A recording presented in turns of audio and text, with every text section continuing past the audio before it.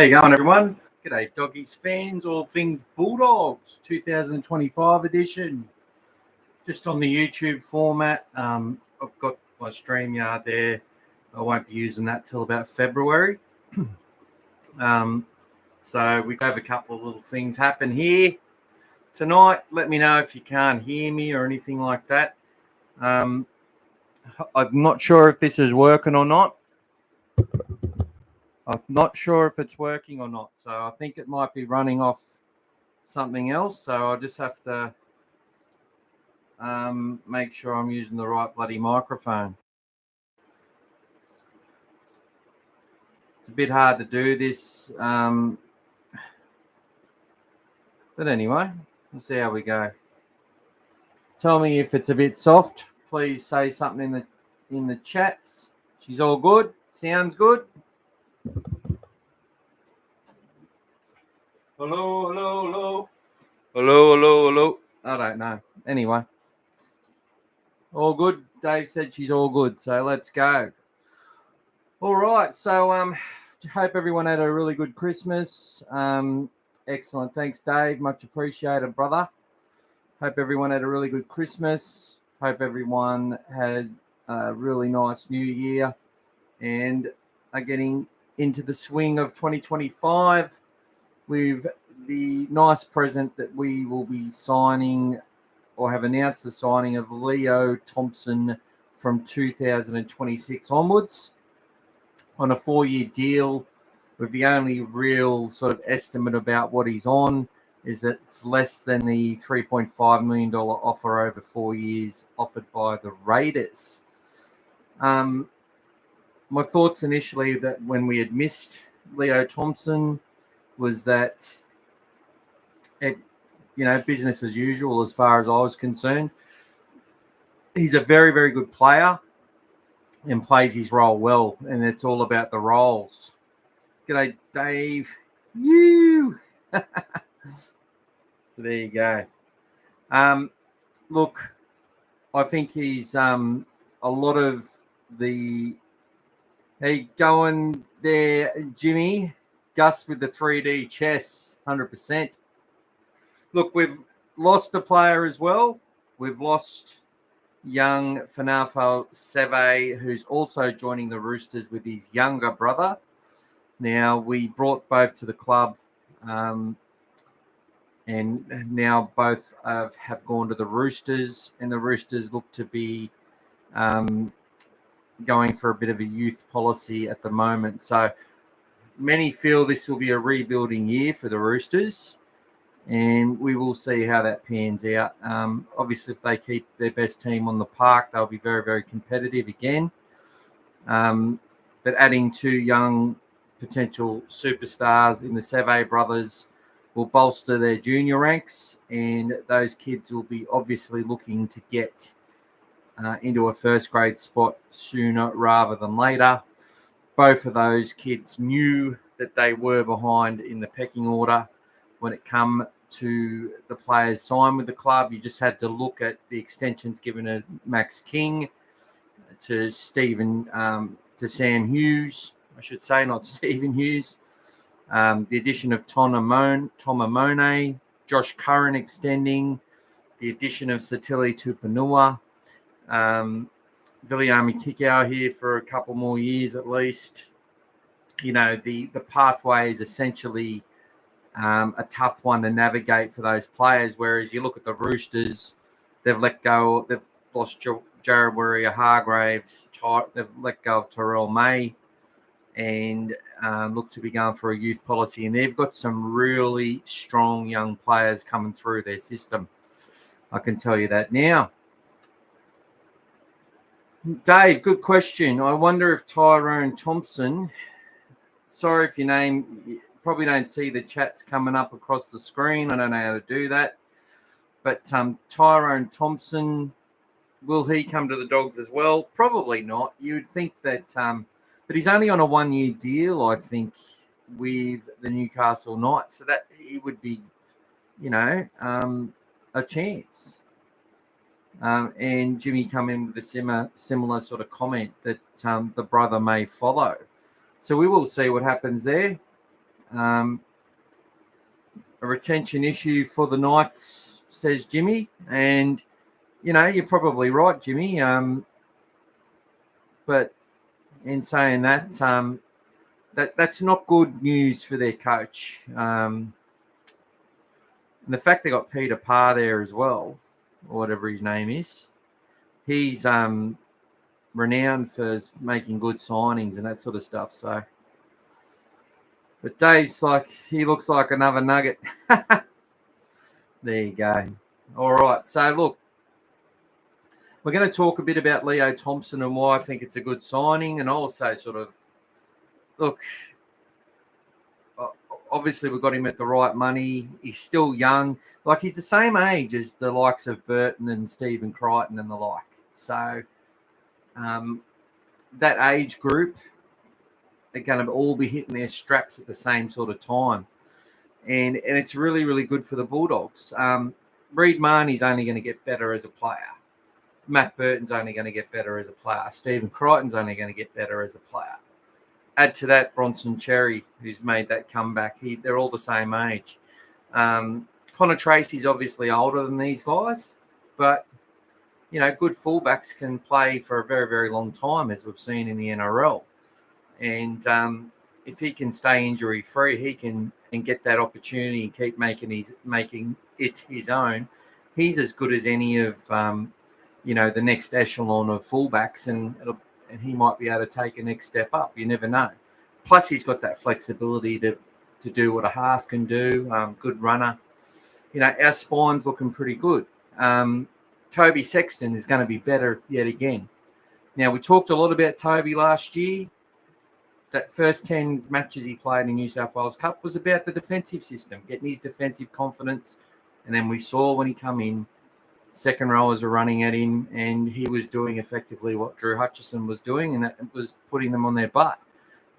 Struggled later in games, as you do, as you get tired. But he's only going to get stronger, fitter, better, and more productive. That sounded like something from an old song, maybe Radiohead or something. Anyway, g'day, sis. My sister Sandra said hello.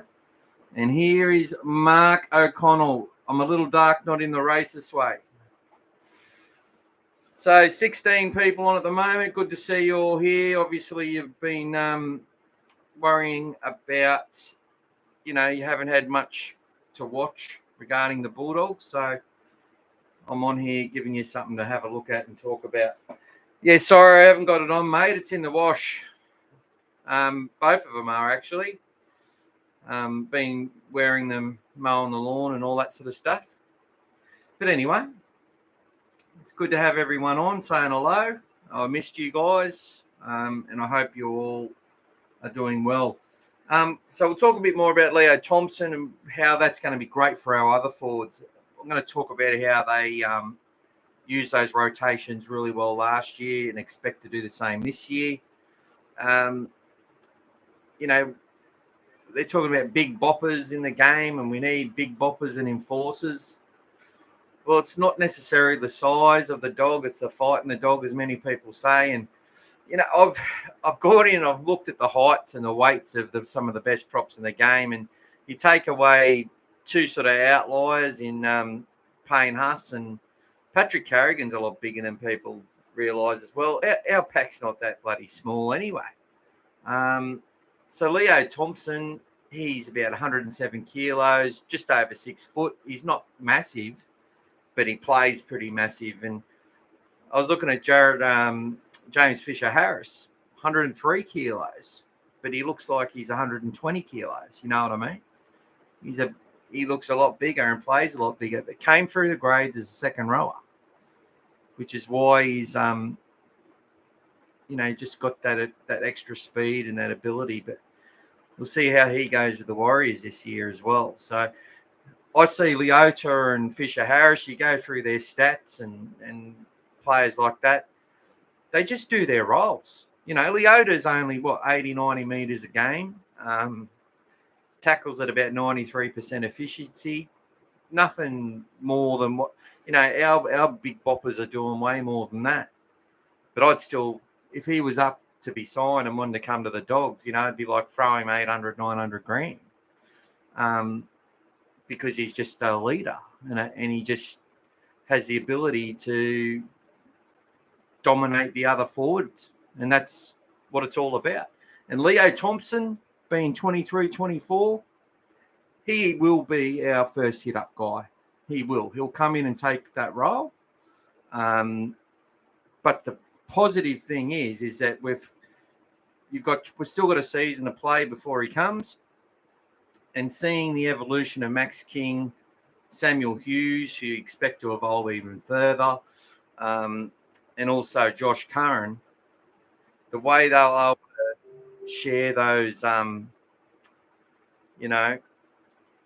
way they're able to share those responsibilities as they went through the season and come out at the end of the season with almost identical minutes, being Josh Curran and Max King, being that first hit-up guy. It's not easy.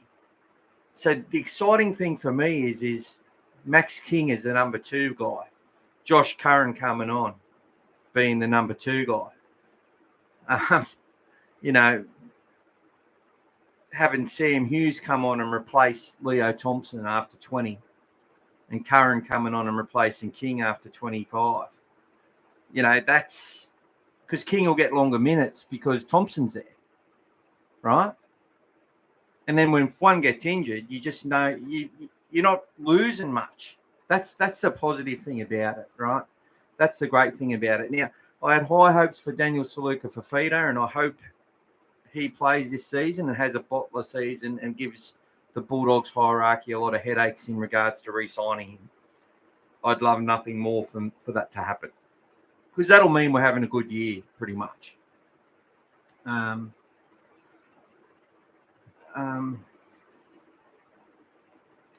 Mark's made a comment. I think it's humorous that everyone thinks Thompson is the Messiah. Good signing, but he will play his role, nothing more, nothing less. Mark, I tend to actually agree with you in that part. And we've talked about this a lot as a brains trust. You put all our brains together and we might come up with what a normal human might come up with. Got to laugh. But look, he plays his role well, but his role is the enforcer. His role is the first hit-up guy. So if he's taking that first hit-up, he gets post-contact. He makes more post-contact meters than Max King does. He makes more post-contact than Sam Hughes, and he makes more post-contact, a lot more post-contact than Josh Curran. Josh Curran's a bit Stephen Price-like in that he keeps walking forward. You know what I mean? He's able to hit the line and sort of just keep pushing. But it's never fast, if you know what I mean. It's never fast. I want to see Josh Curran running off second or third and running behind the ruck and then, linking up with someone or just landing on his front and getting away a quick play the ball. Because him doing that, his stats aren't going to be as good, Mark.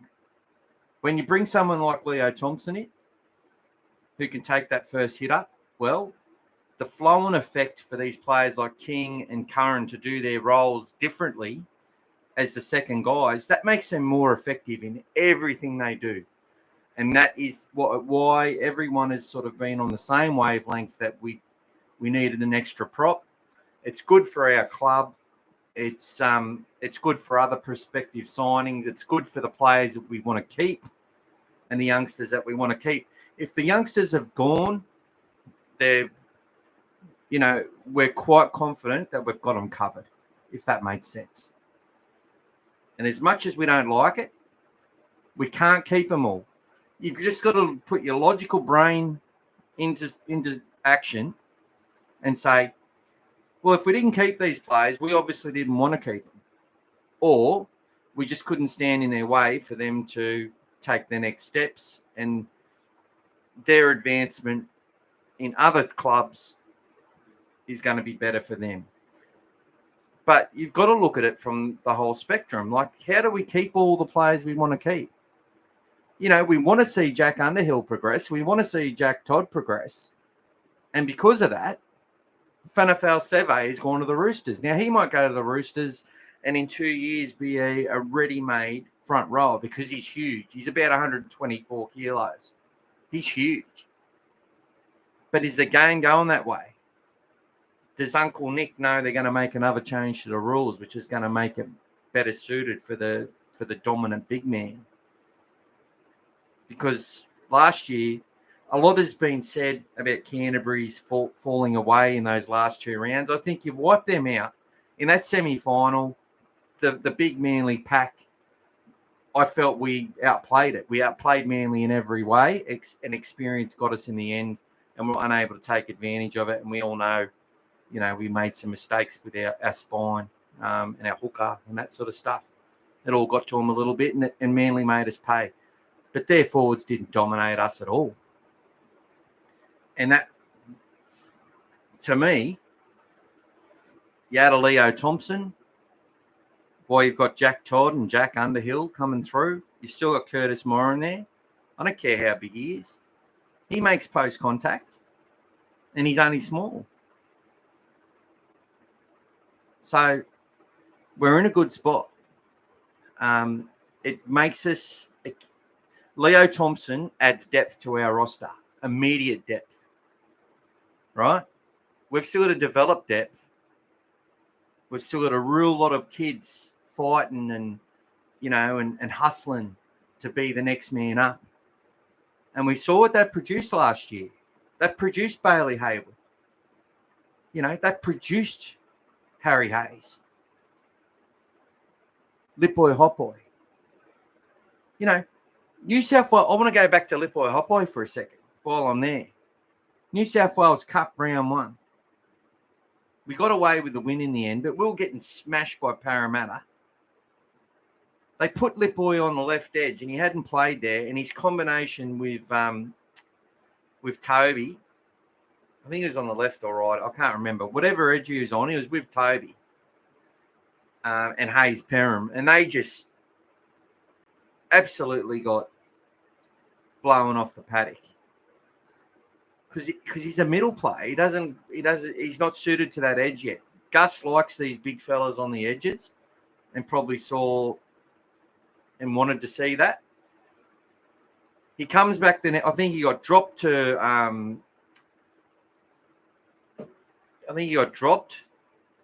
into the Ron Massey, made 300 meters or something like that, then come back in and was just one of the best players every week in New South Wales Cup till they they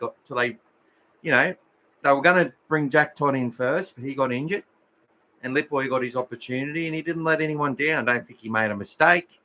Don't think he missed any tackles or anything like that. He just, and I remember he actually had a really good crack. I think it might have been Jared Warrior-Hargraves.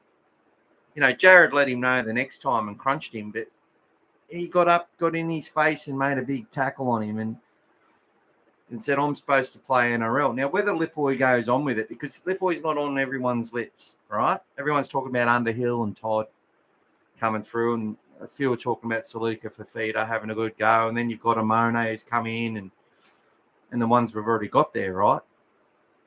Add Satili Tupanua into the mix. Some of these kids aren't getting talked about. But that fight for spots is cutthroat, and it's squeezing some good talent out of our club. And we have to just accept it. Some will be bad losses for us. Some will be ones that will go on and do well, but they will be outliers. There'll be a minute amount that leave our club that go on to make us feel very, very sorry that happened. We should wait until after they perform before having to be carrying on. Let's have a look at some of the chats, and thanks everyone for all your comments so far. I feel Hayward is a priority now. I think they're doing the right thing, Jimmy. I think they'll let Bailey Hayward progress, and they've still got Carl Lawapu there. Now, I've said on a couple of lives that I was worried that he might be one we haven't heard about. And there's a couple of people, including myself, have asked Gus on Twitter, and he hasn't said a word, which isn't always good. But, with Gus, he's not consistent in the way that he approaches people or things in regards to stuff. So hopefully Carl's still in the club. You got Kurt Manns coming off contract. So I think it's a good question to lead us into what's going to happen next year. Like, there's some players, based on the way things have gone, that we can easily predict these players won't be at the club in 2026. I don't think, I've heard great things about Ryan Sutton as a clubman, and that he's really well liked at Belmore. Really well liked. But I don't think he'll be with the club in 2026. But who knows? He might force the club to keep him. Or do well enough. But he's not going to get the same money he's on. So that's what it'll come down to. He's on too much money for what he's delivered and going to be able to deliver in the pack that we've got. But him at his best, with his experience and injury-free, is definitely an asset to our bench. He gets a bench spot. And I think people need to understand how good he is. He tackles and cuts people down hard. He's a hard man, and he's not small. I think he's bigger than Leo Thompson, just as far as size go. Leo's obviously a much better runner with the ball, but Ryan defensively can hold the ruck up as well as anyone. But we'll see. But I think he'll be gone. I think Jake Turpin will likely be gone. These players reportedly on 250,000. You'll see 2 or 3 of them leave. I think you'll see. I'm not sure if Blake Taff will be staying with the club. We'll see what happens with Blake. Connor Tracy might break his knee. Blake comes in. We make top 4, and he's one of the best players in our team. These things can happen. And players with the ability of a Blake Taff, who's a representative player as a junior all the way through, he's very skillful, he's very fast, and has great knowledge of the game. And, I wouldn't put it past him to force his way in. But my gut tells me Blake Taff will be one that will be leaving the club. Jake Turpin, Drew Hutchison. I don't know about Jamin Salmon. Now, I don't like when people say Jamin Salmon is getting a free ride, because I watch him off the ball. He's not lazy. He works hard.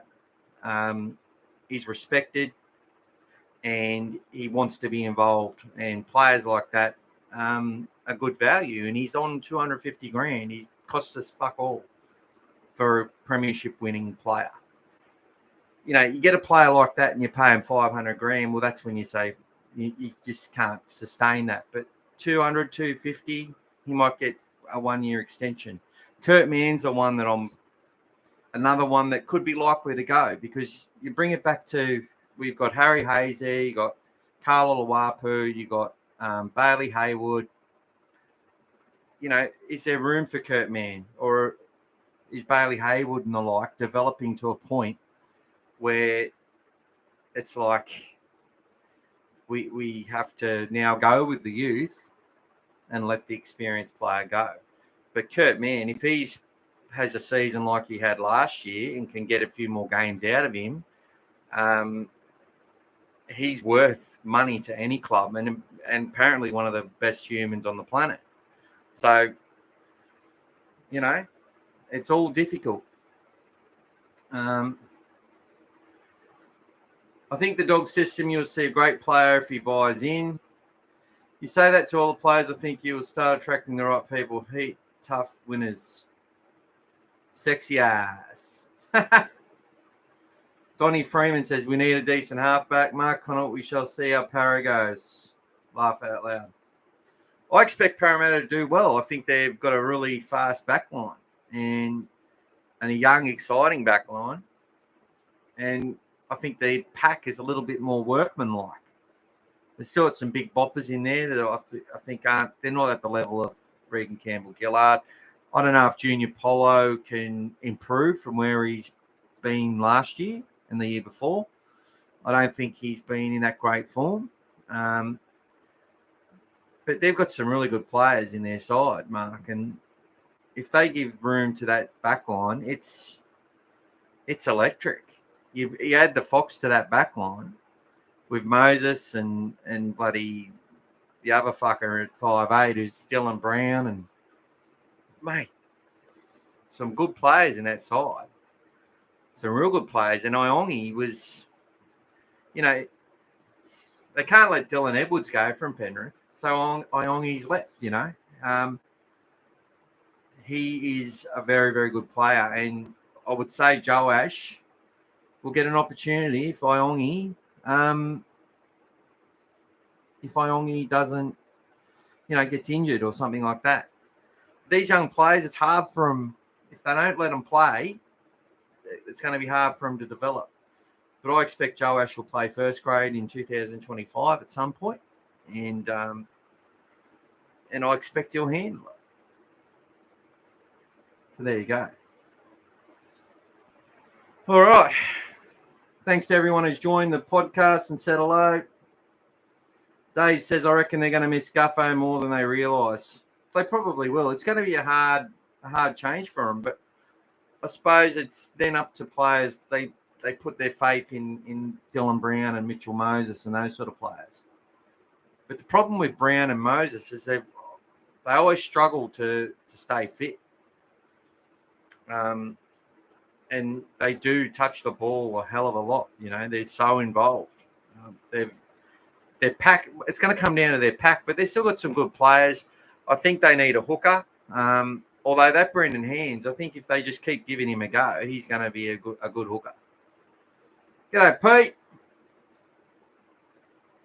So good signing, Leo. We'll do a job. A lot will happen in 362 days. Love to know the money. I'm guessing 800 plus on the other side of the coin. One of the junior surveys off to the Roosters. Yeah, Pete, that's what we're talking about, mate. The yin and the yang, the balance, the Seve boys. Seve, we say we need a big bopper enforcer. We let go 124 kilo New South Wales representative junior coming through. And we've signed 107 kilo, 6'1" New Zealand representative. Same age as Birdo and Crichton. Does his job well. His post-contact is good. He gets to his front. He plays the ball quick. And he holds up a middle. He's not there missing tackles every second play. He's up there doing the tough stuff in the middle. And what he's going to set up for Max King is a second hit-up man. King, we'll probably see the offload come back into King's game. That'll allow Curran to have more opportunity rather than just to run that studded sort of footwork at the line, half-paced run, to actually get some quality ball and get him behind the line off a couple of good runs from the bigger forwards. That's the sort of stuff we'll see. We'll see Curran play more of a lock role that he's probably better suited to, where they can utilise his speed and utilise his vision. He's got vision. He's a fucking great player. If that's where they evolve over the season, that's what we'll see. I'm still intrigued about Satili Tupanua, how we utilise him. Because to me, Jacob Preston is a starter. In the semi-final, he was the dog. He was the bulldog, the leader of our pack. He's the one who said, fuck this. Fuck Matthew Lodge and all those wankers.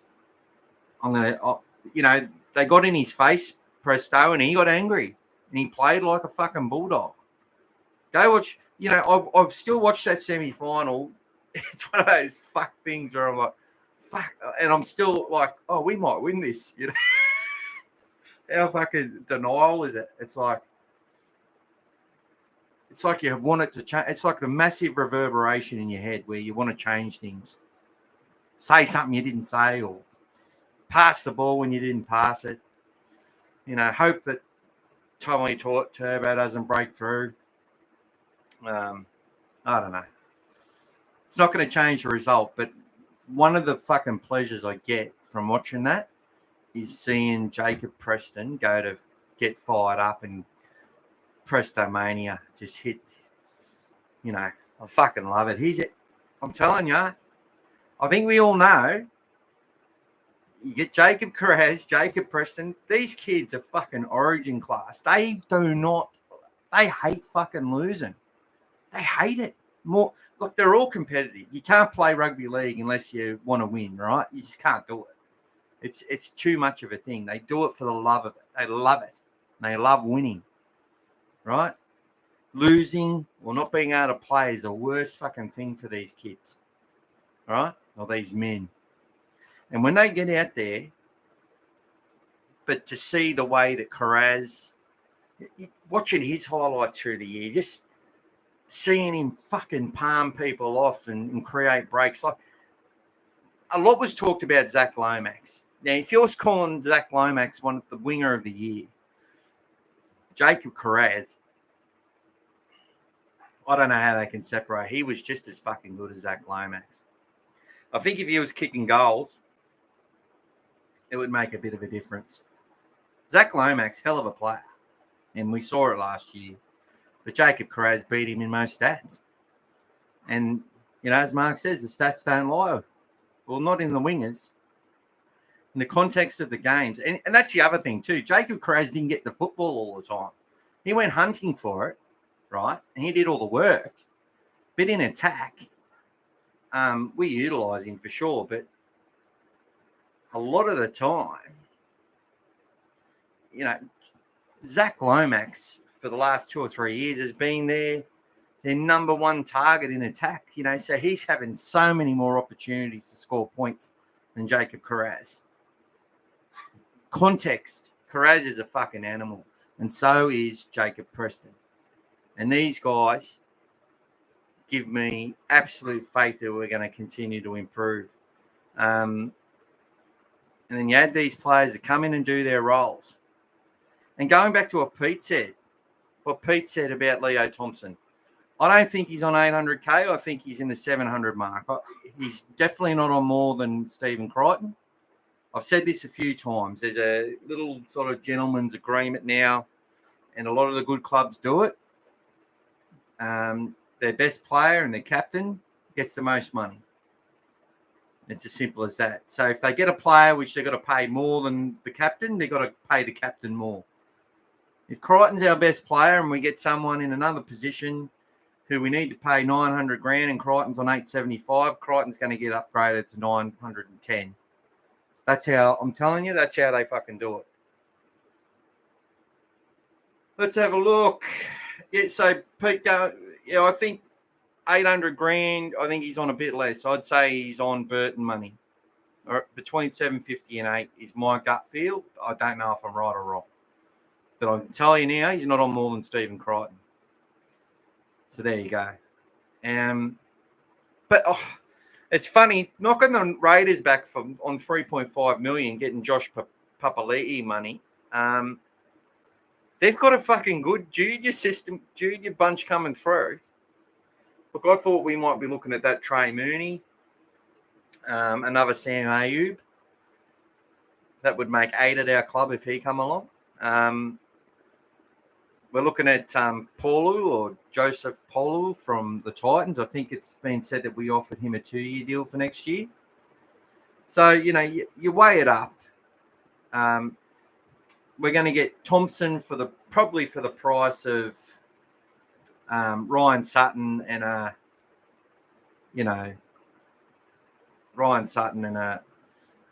Jake Turpin. All right. Then we get Paulu. We'll probably get him on 250 on the price of a Drew Hutchison. You bring a young kid on Mitch Woods, who's probably on about 250, 300 grand in as a halfback on a 3-year deal or 4-year deal. Start bringing those kids through. The ones we've got to look at, though, is Toby Sexton. What's he going to do? And that sort of stuff. So you sort of line it all up. Thompson comes in. Who do we replace Thompson with? And we've also got money that we've paid other clubs to take players. So that's going to reduce this year again. Gus said it was about $1.1 million of payments towards players at other clubs. And I would say those players were Franklin Pele, that other wanker who fucked off back to Parramatta, then retired. There's a few, right, where we would have been paying some of their money to play elsewhere. I know Dallin Wateni-Zelezniak, that was also last year. I think last year was the last year we had to pay him. So we've got a clean slate from him this year. It may have been the year before. No, Dallin finished the year before, sorry. He finished the end of 23. It's Nick Kotrick, who finishes at 26 or 25, I think. So we might have to pay him for another year, about 150 or 200 or whatever it is. But the cap, it's interesting to have a look how it all works and what happens. Mark says if Kurt Mann stays injury-free, he starts at number 13. Oh, I think he does, Mark. Whether he ends up there, though, at the end of the year, I think Bailey Haywood, I think they'll go with a junior policy through that, because especially if Carl Awapu stays in the club, and hopefully he does, because they've put in a lot of investment into Carl, just to let him go, unless he's going to struggle to get back to full fitness. That's might be what an issue is. I don't know. May not be any issue there. I'm just not seeing him around in the pictures and stuff. But that could be by design for his own protection. You never know. The likes of these kids coming through, getting a couple of years under their belt, and the fact that they've extended Josh Curran, and he's only getting, 1-year extensions and stuff. Like, he's extended to the end of 2026, which is nice. We've got Hughes there and King. Tom Amone's only on a 2-year deal. And, if it doesn't work out, Tom might only stay for 12 months. But he looks like he's, we're seeing a lot of him on the socials from the Bulldogs. Looks like a good bloke and likes to laugh and that sort of stuff. So we'll see. And he's a good player, no doubt about it. Nice flatty 3-metery. What'd you see? My power fish. There we go.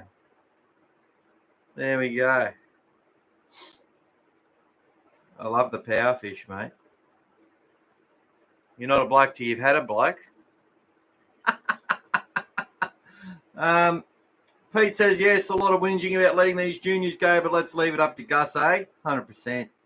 Trust in the process, as we like to say. If he's on 800K, that would be disastrous. Crichton and Burton would rightly be scratching their heads. No, I don't think he's on 800, Mark. I think he's on a little bit less than that. I reckon we're playing him probably 3 point... I reckon we would have offered maybe 3.1. I reckon he's on 800 max, but I reckon it'll be 750. There you go. But look,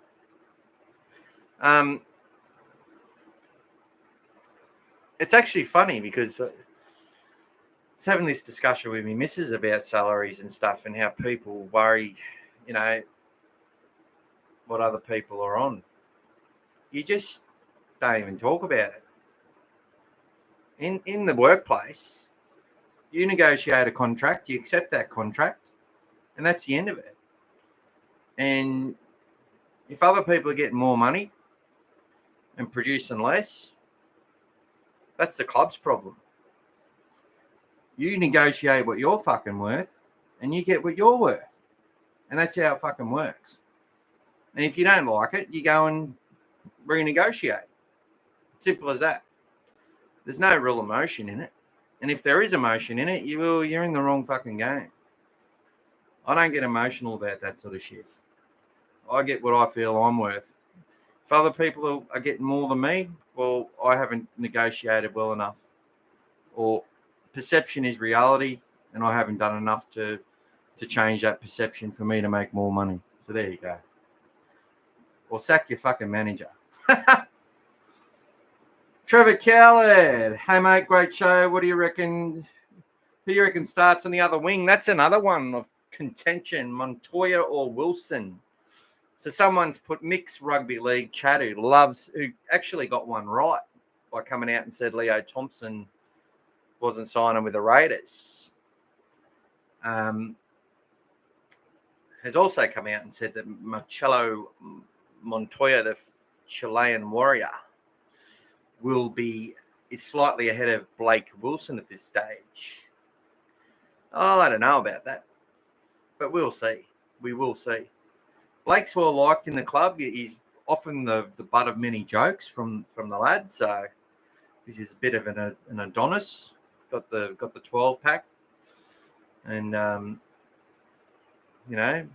likes to look in the mirror and all that sort of stuff. But look, it's just going to be whoever's earned it is going to win the spot. I don't know, Trev, who is going to deserve it. We'll see some trials and we'll see how they go. But it's good that we've got a player of the caliber of Blake Wilson and Marcelo Montoya, who's got that experience now. He's getting older. He'll put his body on the line for us.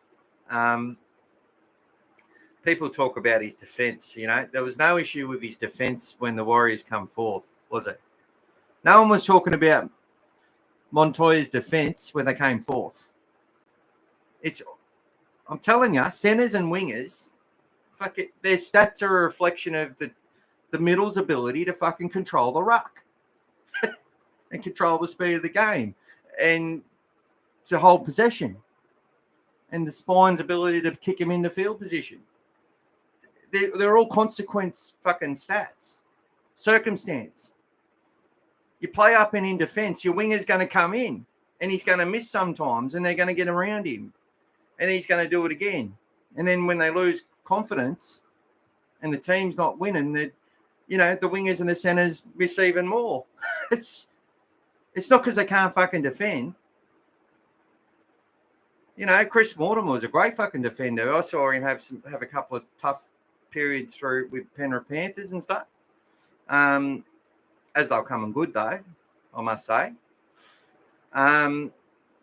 There's good defenders. Stephen Crichton's a good defender, but he had some issues last year too that was just glossed over defensively. But he's got an ability to really pick his mark and tackle around the legs. Blake Wilson got caught out a few times. Jacob Perez gets caught out. For me, it's their effort. Their effort with the ball, their effort, what it means to them, everything that they do. The fact they're never beaten. The fact that they don't want to just take the fucking tackle. They want to keep running when they got 4 blokes on them trying to smash them. And that they run hard off the back fence. Oh, g'day, Timmy. Thanks for joining, my friend. Welcome to the dog pack, my friend. Much appreciated, mate. Happy New Year to you, brother. And thanks for all the stuff you send. It gives me a good laugh. All the little videos and stuff. All right, let's keep going through.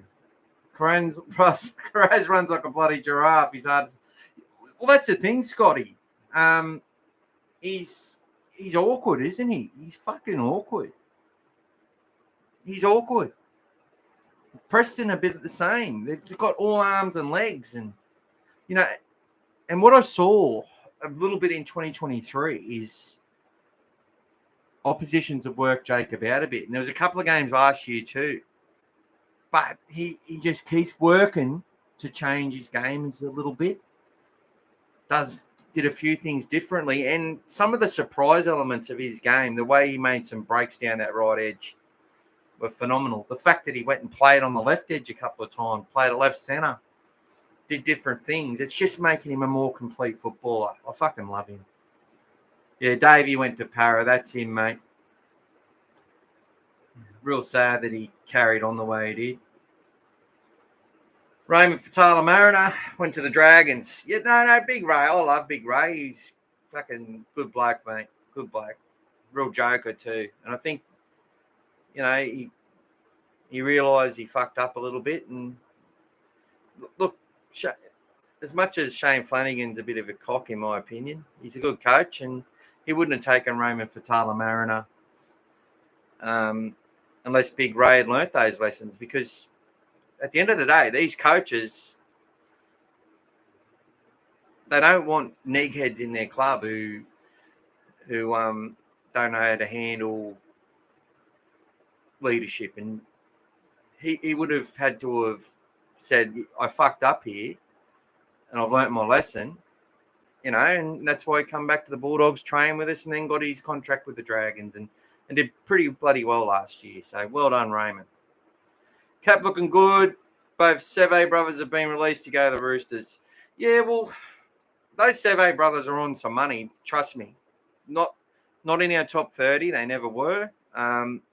Obviously, that Fanafu was elevated to the development list for this year, which means he would have been on a minimum of 80 grand and potentially more. That reduces the development list from 7 players down to 6. Patrick Young is mentioned on a lot of the things, but Gus actually mentioned Patrick on Twitter as one of the 7 players getting the development contracts. Half boy, half amazing. Hey, mate, who's your pick for Fox's wing spot, Montoya, Wilson, or Tuala? I think Montoya will get it, or Wilson. I think, but Tuala apparently is, I have a couple of good mates in the Newcastle who are very involved fans, get quite a bit of info, and they tell me that Tuala is as good as a bloke as Kurt Mann. But as I said, hopefully he evolves at the Bulldogs, because I always felt that our players, when you go through your one-on-one matchups, when you do your team lists, I always felt anyone in our back line was better than Tuala. So for me, based on that gut feel, unless he does really well in the preseason and earns his spot, I say he's at the back of the pack when it comes to those two. But he has great versatility. The fact that he can play center, he can play wing, and probably do more if they needed him to, is good for us. And that's what, if you're reading between the fucking lines, or just not even between lines, just look what you're seeing. You're seeing a coach that is quite happy to play players who've played a lot on the right, on the left, and vice versa. Second rowers, wingers, centers, whatever. And he's got a lot of skillful players in the team. Players who can pass left, pass right. Pass left, pass right. It might sound, cookie cutter, that's what you should expect. But some players are very one-dimensional how they play. And Serrauto has gone about things in a multi-dimensional manner. Now, they say if you've got too many people doing too many bloody things, it can create issues. And I get that.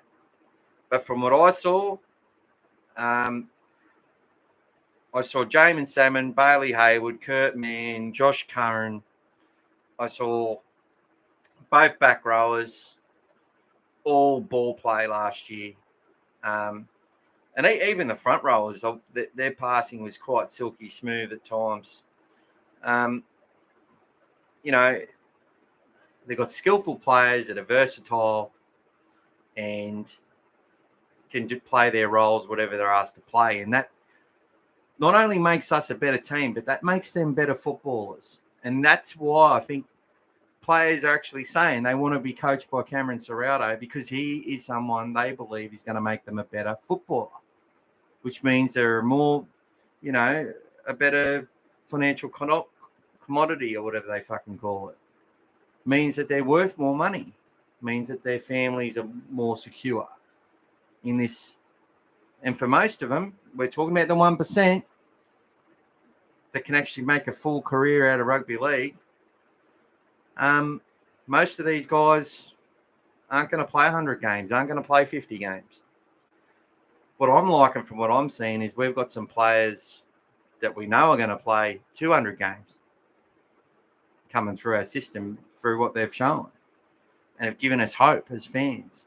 The likes of the Carrazzas, the likes of the Prestons. Could talk about them all day. We know Matt Burton's only going to get better as a spine player. We know Stephen Crichton's so young. He's only going to get better. We know Leo Thompson's only young. So if he's already leading his pack, a pack that had David Clemmer and all these other big fellas in it, the Saifidi brothers, who have both played Origin and represented their country, who have been able to hold up that middle and play finals football, when our team was sitting there running in the bottom four, he's emerged very quickly as the leader of their pack, and he will lead their pack this year. And if they do anything in this competition, it's going to be on the back of him and the likes of Tyson Frizzell. They've got that Pommy on the edge as well, who he's got a bit of fire in him. That Leon, whatever his fucking name is, on the edge. But look, add him to our club at that age. I just get excited what that's going to do for the other props in our club. Just to be able to run off the back of that. Because I haven't seen Leo Thompson. I haven't seen him take a backward step. But I've seen pretty much every prop in our club get driven back at some point. So we'll see. We'll see how it goes.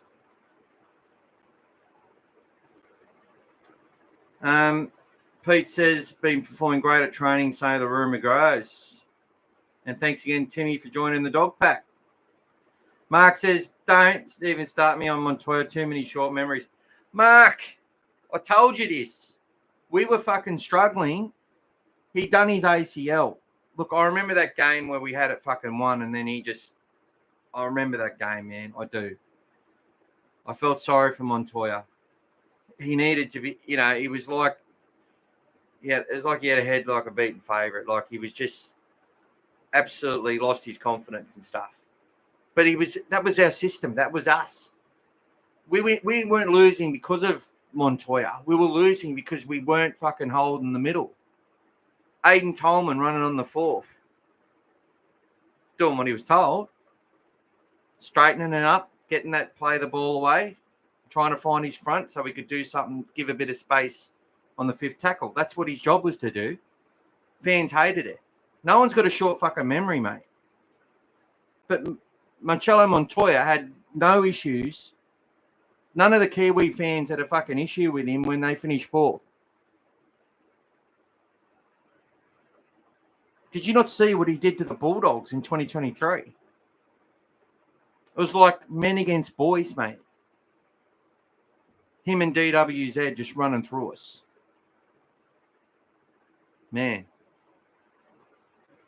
Timmy, I'm looking forward to seeing Underhill or Jack Todd getting an opportunity in first grade. We may not see it, Timmy, but we may do. Look, Jack's not even in the development yet. He's not even on train. He's on training trial this year, I think, and then he goes development next year. Or training trial for 2 years and then development in 2027, I think. He signed a 3-year deal. But obviously he'll be someone who'll probably get an upgrade, and he may be one, if they do go to a seventh supplementary player or development player, he might be the one who gets the position.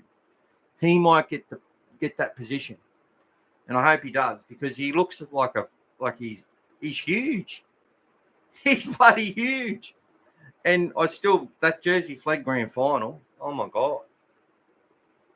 His first game in New South Wales Cup, oh my God, against the Panthers. Good player, mate. We've got Geordie Mazzoni, Jonathan Sewer's depth in lower grades, 100%, mate. I think Bailey is a front runner to retain a spot on the bench. I really do. But I strongly believe that Jamin Salmon, and it's like, well, I think Jamin Salmon and Kurt Mann will be the rotation in the lock spot at the start of the season. I really do. But we'll see. All the best for 2025 for you and your family. You too, Scotty. Thank you so much, mate.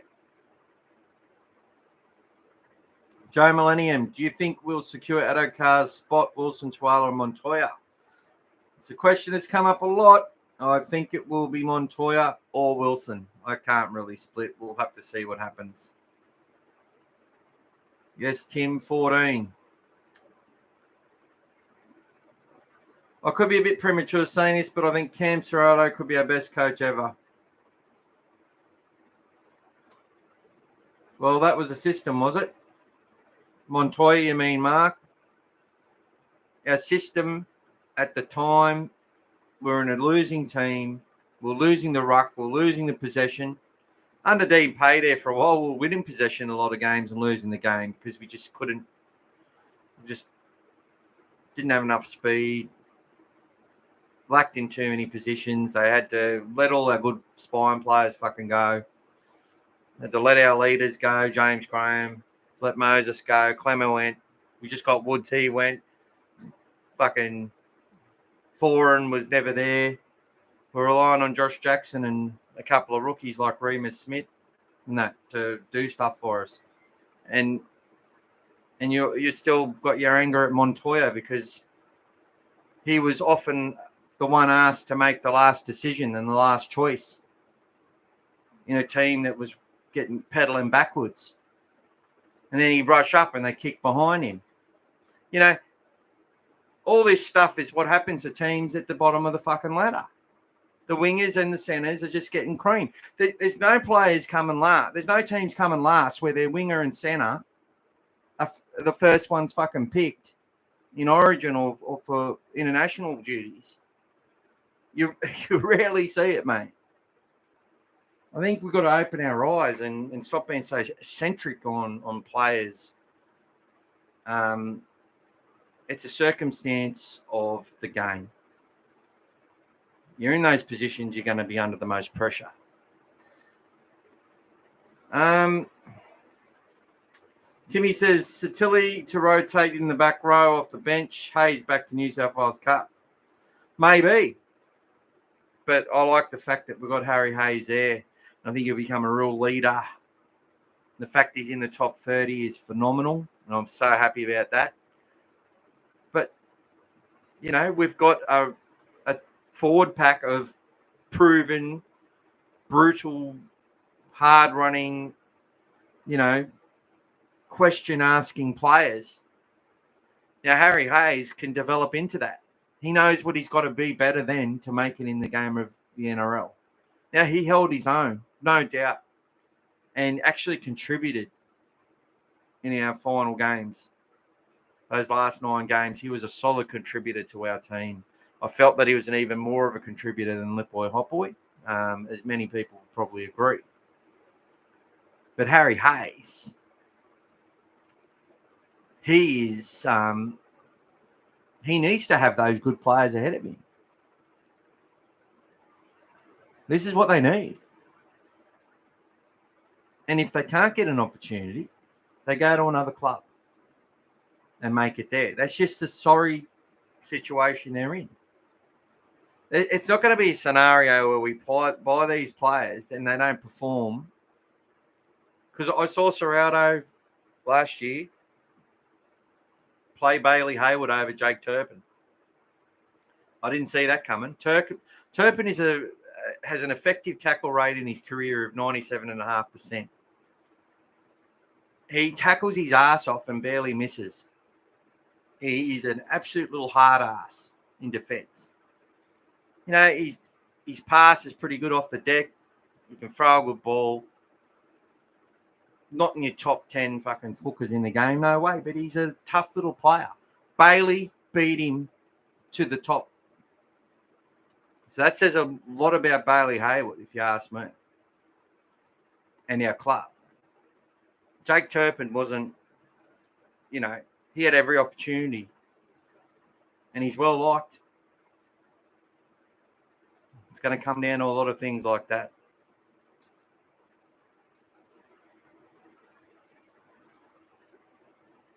Tomo will give Sexton and Burton more time to read the line. 100%, Scotty. Joe says, Salmon isn't a ball-playing lock. You can tell when Man got injured, he just didn't have it. I really hope he is in the rotation with Man, Bailey, and Man for me.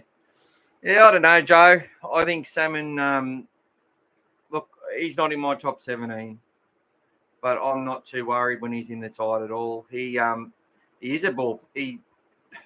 I don't know. I don't know if I 100% agree with that, but we don't have to agree. He takes the ball into the line, passes the ball. His passing was quite good, I felt, and he got hit in the back. He engaged the line, and he's played a lot of 5'8", so he can pass left and right. And he was a bit of a fix-it man for us. He had to play centre often. There was many games where he had to drop into the centres and play all over the place. He would play. He'd be playing lock, then he'd go and move to the second row and give their second rowers a break. He was a bit of a Mr. Fix-It, and his versatility was good for the side. And there was a game against the Dragons, which they were beating us at half-time, and Salmon scored 2 tries. So, he backs up. He's in the game. He gets involved. I think he's a good player. And I think he adds depth to our squad, and I think he's a valuable player for us in 2025, whether he starts in the top 17 or whether we need him due to injuries or whatever else. And hopefully, he has a good season. Scott Wood, time gives Sexton Burton more time to read a line. I agree. The whole team was pretty awful back then. I wouldn't put all the blame on Montoya. Like they say, the forwards decide who wins and the backs by how much. There you go, 100%. It's a simple game, and that's a very good way to look at it. I kind of want to see Harry Hayes in the centres for you to see how he performs. Well, Dave, he is a centre. He was captain and jersey flag from the centre position. And next minute he's playing in the middle in a run to the semi-finals for the Bulldogs. Like, I haven't seen that. I don't know where I've ever seen that. And he's got the ability to grow to be probably 102, 103, maybe 104 kilo because he's so tall. And he keeps packing on the muscle. I think Curran's, he's got that length about him. He's another one of these players with those long arms and long legs, and once they get pumping, they're hard to stop. He's a good player, Harry Hayes, and he can finish as well. So it's not a bad call. Not a bad call at all. Sorry, just making comments based on what I've seen off fan page of the best 17 to start round 1 this year. I think Montoya just ahead of Wilson and Anari Tuala. No problem, brother. We'll do our own team to start and do another comp, which I'll advertise who will be Cameron Serrato's starting. So the 24-hour, the team named 24 hours before. Sorry, the team named an hour before kickoff will be the winning team, and whoever gets closest to that will win a prize. Our winner last year did not accept. We're also doing another one where if you comment on the other video I did about the top 18 players that were named, we had to do the interchange bench. So the interchange was Jeff Robinson, Willie Mason, Paul Dunn, Josh Jackson, and James Graham was the next one with the highest votes. I nearly elevated Ben Barber because he was the highest sort of backline player to get votes. And we had Warren Ryan as the coach, and I made that selection. I also made the call for Steve Mortimer to be captain. But that was a good exercise. A lot of people got involved. I think there was something like 5,000 votes over the whole thing from YouTube and through Facebook on a couple of things. So it's pretty good. Scott says he's a back row now, Dave. It'll be a good one too. Pete says there was no accident mark when Montoya was signed. Rubbed our nose in the dirt in 23-24 on occasions. He'll start on Fox's wing. Timmy says, Mick, who would have it as a run on 13 for New South Wales Cup? And he says, I'd love to see Hayes as captain in New South Wales Cup. Mark says, if he does, Pete, instead of Wilson, the best wing in the club, I'll be riding every game. We'll see. Hopefully Wilson's not the best winger in our club. Jacob Carraz is. And everything that we're a much better side with Jacob Carraz in it than with Blake Wilson in it. And I'll tell you that right now. And Blake Wilson can play fullback and wing. Jacob Carraz can play fullback, wing, and centre. So the New South Wales Cup side, look, I'll have to do that for you on a side note. I need to look at it all. But obviously got the likes of Jack Todd, Jack Underhill starting, Litboy Hotboy in that rotation as well. Daniel Saluka Fafita's probably starting there. And if Ryan Sutton's ready to go, he might be starting there as well. Or those two might even make it into the top grade. Who knows? It's going to be a pretty stacked New South Wales Cup side. It's quite exciting to look at. So I'm glad you asked, Timmy. So I'll actually be interested to have a look at who my best 17 is at the moment. But I like to watch the trials and see who's emerged and that sort of thing rather than rely on hearsay or what we saw last year.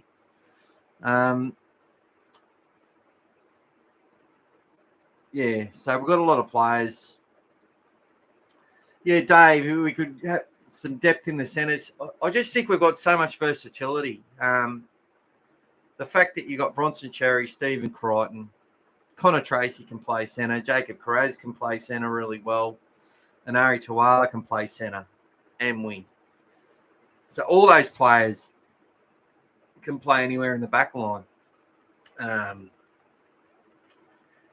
Eli Clark's gone, which was sad to see. I was told of that. I was basically told about that when it happened. It was sworn to secrecy. And I was also told about Fanafo, both the Seve brothers, and was told last week that looks like we're going to lose the other one as well. I was pretty pissed off because I really felt that those two were going to be great players, and we'll see how they go. Timmy's put out a back line of Taff, Wilson, Tuala, to be confirmed, Jonathan Sewer, Hutchison, O'Neill, and Woods.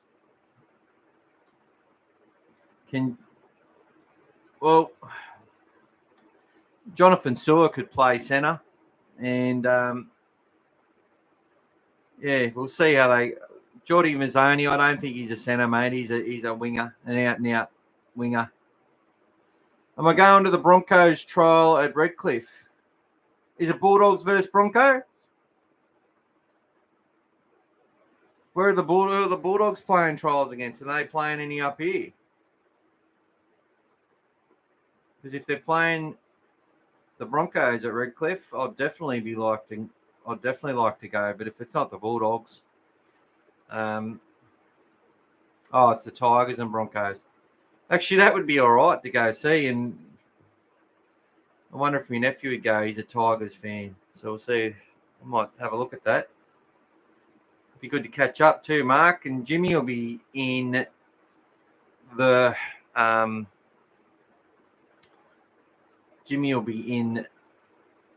Gold Coast soon, I think. Oh, Tigers in Sydney. Scotty says Eli Clark is a centre. He sure is, but he's left the club, my friend. He has left the club. So there you go. What's this goal stuff?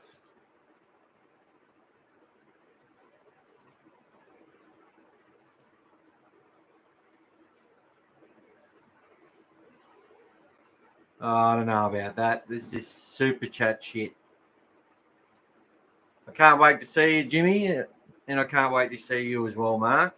And I'll wear my All Things Bulldogs shirt. I've got a few of my own that I created that I really like too. So anyway, we're getting on. Thanks for joining, everyone. I think we've had a good chat about it. But look, I'm excited about Leo Thompson, the role he can play as that first hit-up guy. And trust me, he'll be that. And what that does for the other blokes in our system allows them to play their roles to a new level. Max King to be able to do those offloads. Josh Curran to get behind the line, which he's very, very good at because he does have that leg speed. You don't see it often. Like, it's not smart for him to run full pelt at the line. I know a lot of people think you run harder, you don't get hurt as much. it's very strategic what they do these days. And when you got 4 people lined up, you know, they run with support players, not always 100%. Just depends on the body they are, the shape they are, what they're doing, what their attributes are.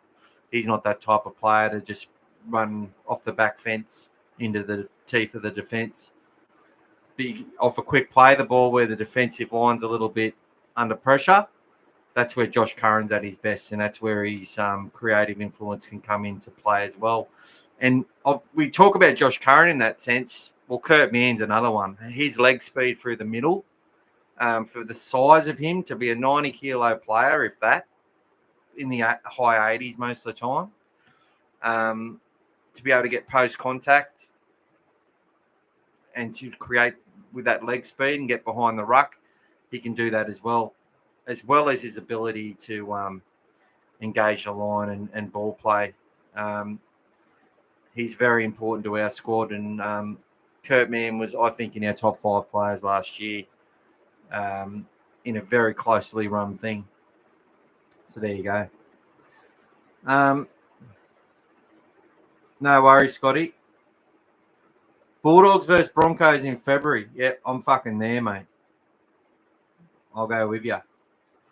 Potential choice for captaincy in New South Wales Cup, either Turpin, Hutcho, Hayes or O'Neill. I think they might give it to Drew Hutchison this year because I think he'll be playing Cup for quite a while. Or Harry Hayes, who's captain Jersey Flegg. Like, he's a leader, obviously. You don't get to captain a junior side if you don't have leadership qualities. Joe says, when Burton goes off to Origin, will Woods get his chance or still a year away?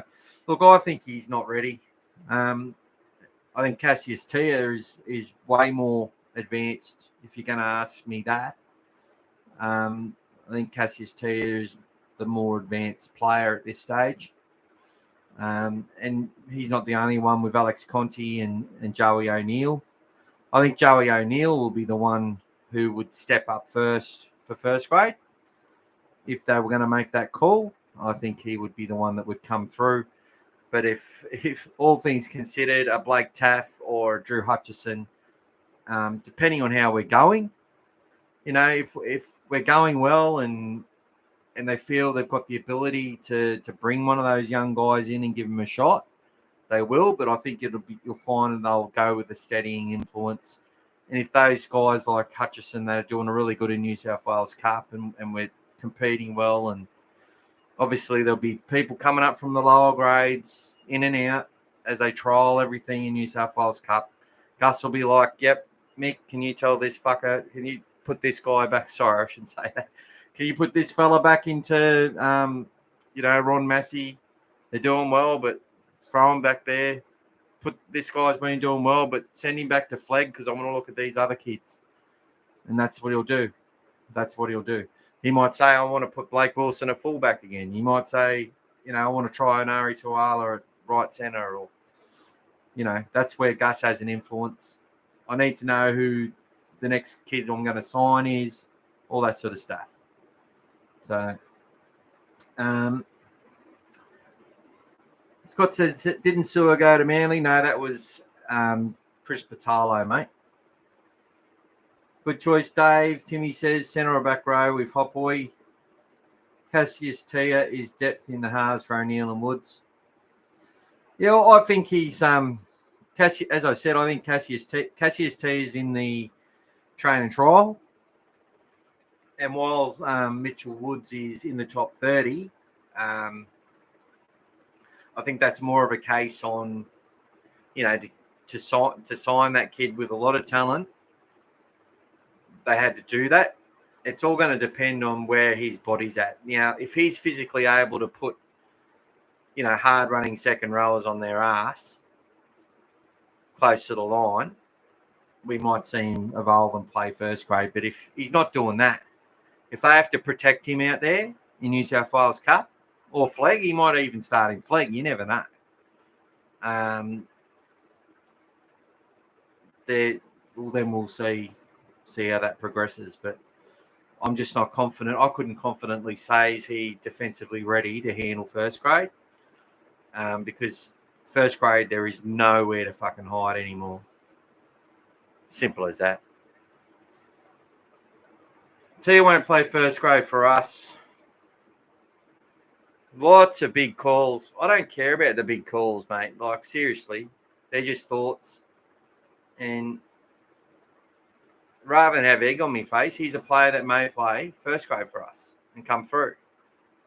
Because he's physically more able at this stage. He's advanced in his body. He's a little bit older, a little bit more prepared for first grade. And he's training with a train and trial, which means he's training with the top 30, and we'll probably see him in the trials. But who knows? Mitch Woods might be ready. I just would think he would have advanced pretty bloody quickly from what I've seen in size and ability to defend against men. I don't think they want to send him into first grade soon. Carlo Luapu come into train and was, as Willie Mason says, was putting people on their ass, you know. And as I said, when I saw him at Magic Round, I could hear his first hit on Hudson Young. I heard the sound it made. The kid knows how to hit. Andrew Johns was a kid who could put fucking prop forwards on their ass when he was a young teenager. So there's not many that can do it. Mitchell Woods isn't doing that yet, and I don't know if he will be next year. Whereas Cassius Tia is more equipped to do that. Now, Joey O'Neill, I sort of look at it like this. I think Joey O'Neill's one we can keep an eye on because I looked at Bailey Haywood, who was playing a lot of cup in the halves the year before, and under fatigue, he'd throw an arm out and miss tackles badly and stuff, and then he made that progression over 12 months and training with the team, and that pre-season did so much for him, and then became a mainstay of our team.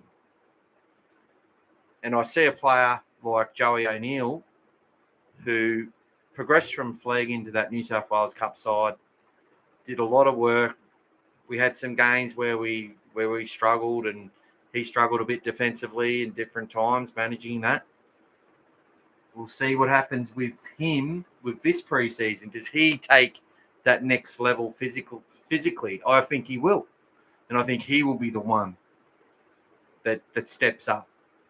That's my belief. We'll see what happens. Just because Mitch Woods is the prodigy and we expect him to be the next Steve Mortimer because Gus said so, I bloody hope so. But that could also mean that he's suited to the 5 metre rule in the 80s version of rugby league, where halfbacks used to kick the ball 25 metres sometimes. You know, we just don't know. Pete said it before. There's 362 days before Leo Thompson gets here, right? So with that being said,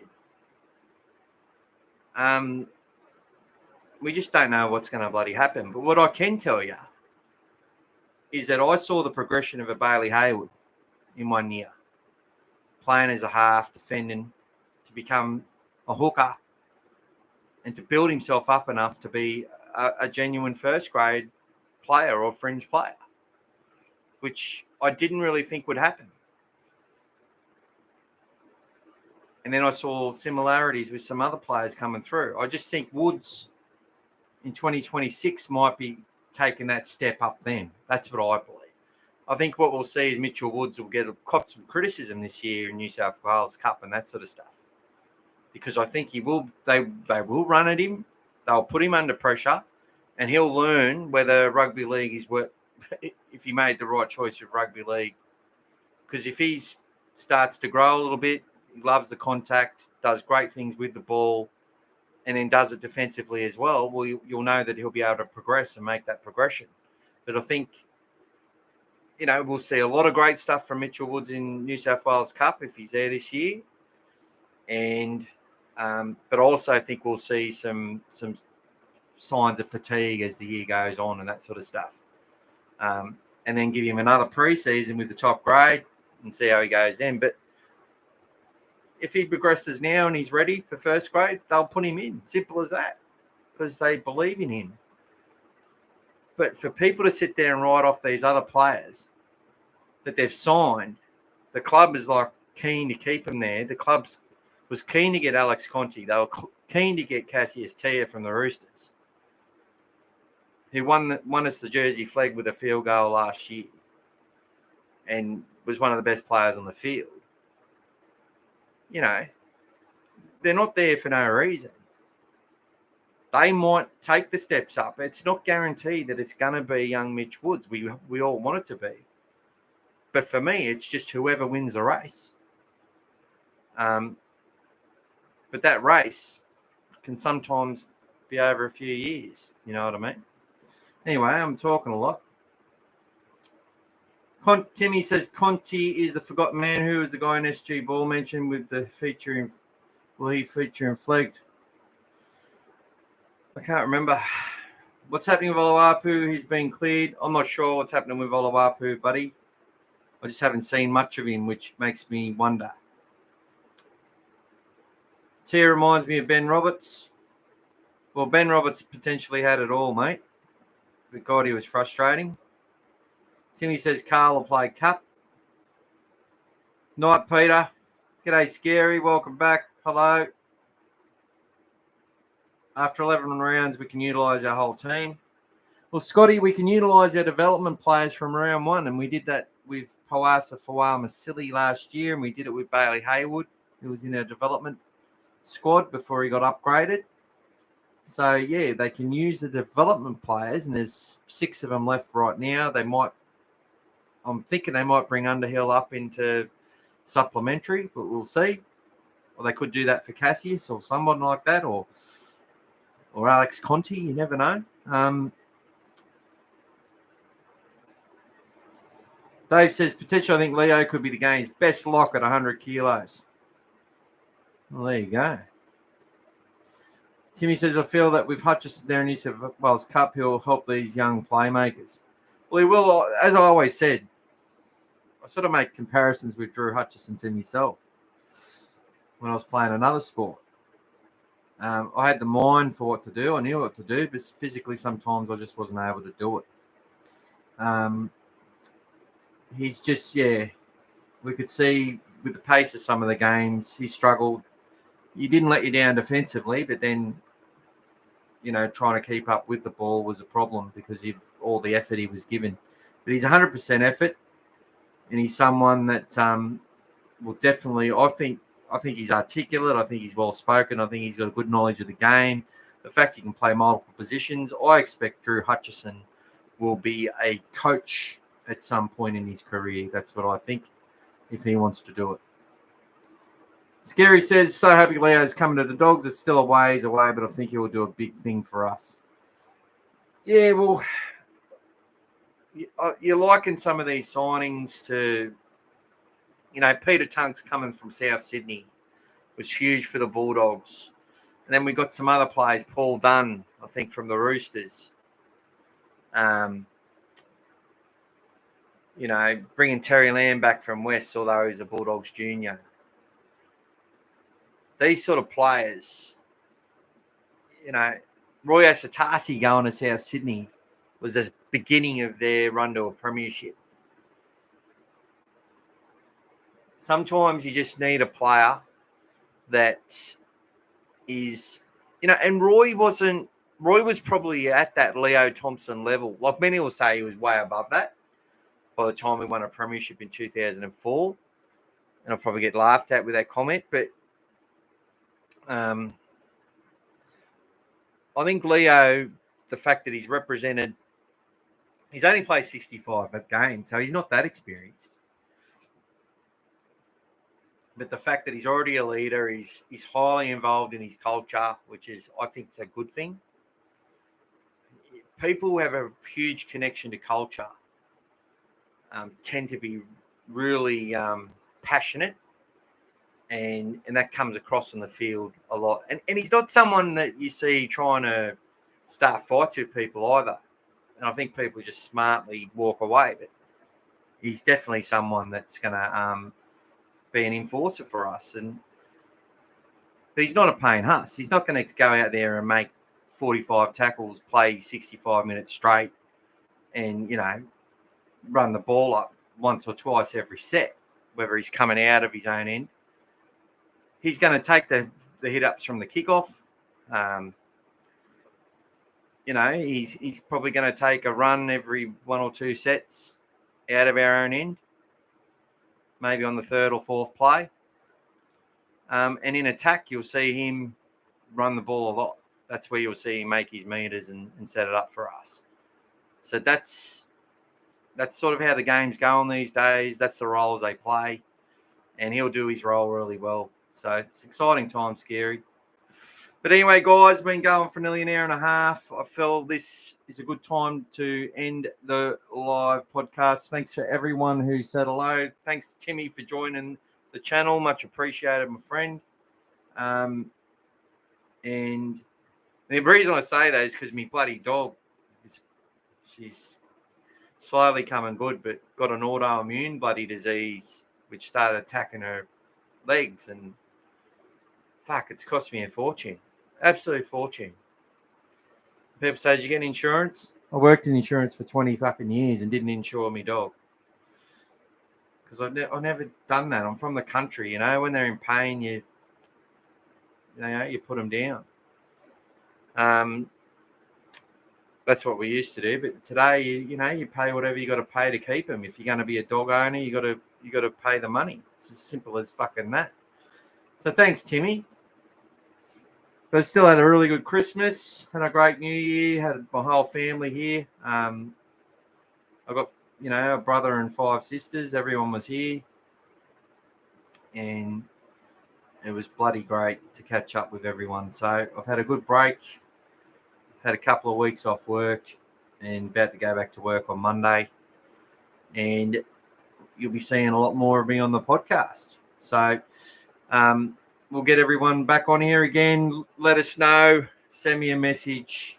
Join the Facebook group if you're not a member on All Things Bulldogs. Send me a message if you want to come on and participate. Had some really good blokes join the podcast. We had D. We've had Jimmy. We've had Timmy. We've had all our good blokes. Brad. He was one of the first to come on, and also Big Mark as well. So looking forward to having you guys on again. I don't know if we can do multiple people joining on the YouTube like this. I use another service, which I'm not using at the moment, but I'll be using it again in February. So we'll do our competitions again leading in, naming our best 17s, who's going to start, who will Serraldo name to start in our first game against the Dragons. The Bulldogs, the emerging team versus Dad's army of, rejects, which is basically what they are.